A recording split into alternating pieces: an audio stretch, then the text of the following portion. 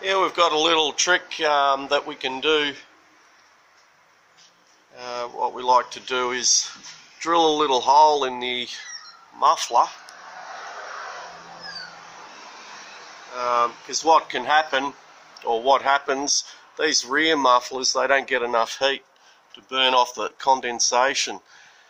I've actually seen manufacturers doing the same thing on some mufflers, but just a little 1/8 hole at the lowest point there, and you'll see that it'll drain out that water or condensation that builds up in your muffler. We've done this one as well, and that one only had a few little drops, but that one probably is a little bit hotter. But the back one, you can see it's still dripping out. Quite a bit of water has come out of that one. It'll just make your exhausts last a little bit longer, that's all.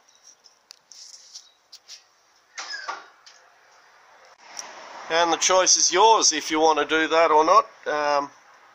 Thank you for watching.